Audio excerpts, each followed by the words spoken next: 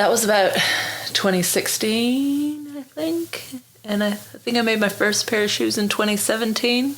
And I guess just because of the music crowd, you know, the country music and being familiar with the cowboy boots, those sort of style of boots and liking them when I was learning to make shoes, I was obviously showing an interest in the kind of those styles and the inlays and overlays that is prevalent in cowboy boot making. And so my teacher, Lou, she suggested that I look into the work of Lisa Sorrell, and that she thought I would like her work, and I did.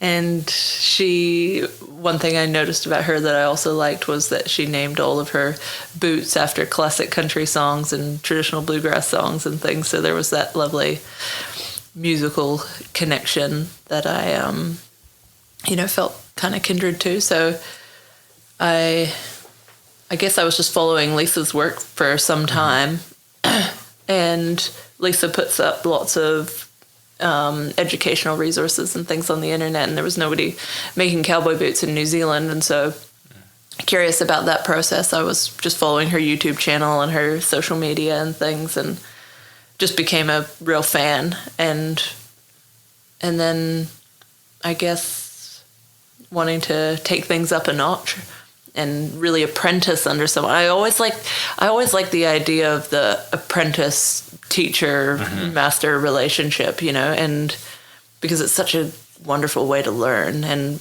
kind of digging through books and the internet and things like that, obviously an amazing resource, but I just so value that kind of master apprentice connection and really wanted something like that. And so I wrote to Lisa out of the blue and asked her what kind of teaching opportunities she had, and if I could learn from her, or how I could go about learning the craft in general if she didn't do that kind of thing. And she just, to my surprise, wrote me back with a very kind of generous offer of what she could provide.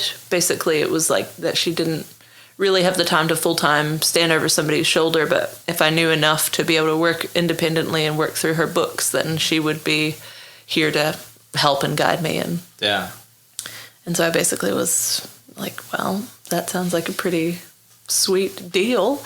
And so I ran a little crowdfunding campaign and got my stuff together to come and do that for as long as I could, really. And it was 5 months that I ended up being here for, and she invited me to come and stay in her home and work in her workshop, and just gave me all the tools and things necessary to be able to launch into it. And so, yeah, and that's how I ended up here. Yeah. I mean, what are you thinking when you're flying, halfway around the world to Oklahoma, and like, I'm in this small town, and I suppose if you Google Guthrie, it's pretty magical, right? You read about the history and you're like, this is a pretty epic place. I did get really excited about it pretty quickly, especially being a fiddle player, because when I was like, well, random town in the middle of nowhere, Oklahoma, cool. Like, my only reference for Oklahoma was Woody Guthrie, a vague idea of the West or something, but really, for most people not from America or not from Oklahoma, people, I don't know, it gets like missed out a little bit.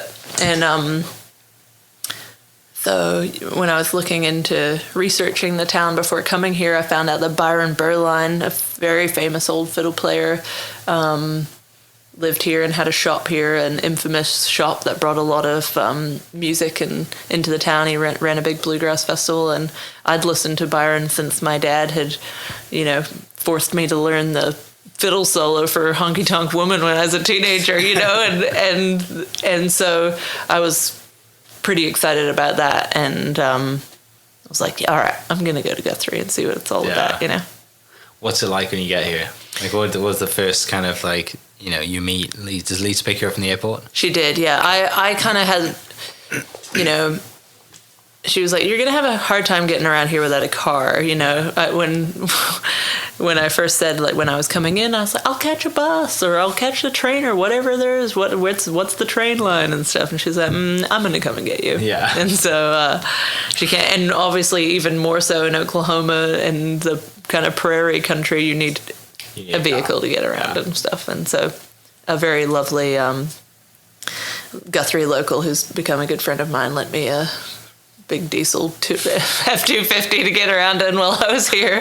At first I was like walking everywhere, and people were a bit kind of confused about, why I was walking everywhere. I guess around here, nobody walks. Yeah. Nobody walks. If you walk, you're either like pretty down and out, or, but people offered me rides a lot. So that's great. It was also good. Yeah. I mean, just like kind of how I was kind of similarly kind of, it's different for me because I was here to do school, right? I came for university, but just the similar thing is how nice the people are, right? And how welcoming everybody is. And yes. Okies are such warm-hearted people. I have this impression about Americans in general, that they're pretty open and kind, but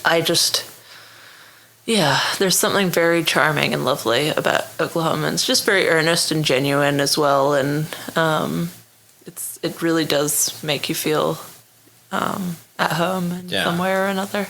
Did it take you long to realize that like you definitely made the right decision coming out here and making, for those 5 months, and with Lisa, and you come to the shop and you're working and you walk into that front door and you just like see all these shoe molds and you're like, okay, this is my place. Yeah, I felt very honored to be here from the get-go, and just knew that it could feel what a special experience it was. And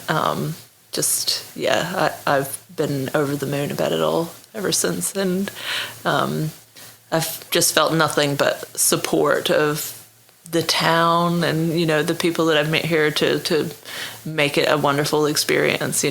Like, people, they love their town and they want you to have a good time, especially because you've expressed interest in it in the first place. And so it's been a real joy. I definitely haven't ever thought it was the wrong thing or anything.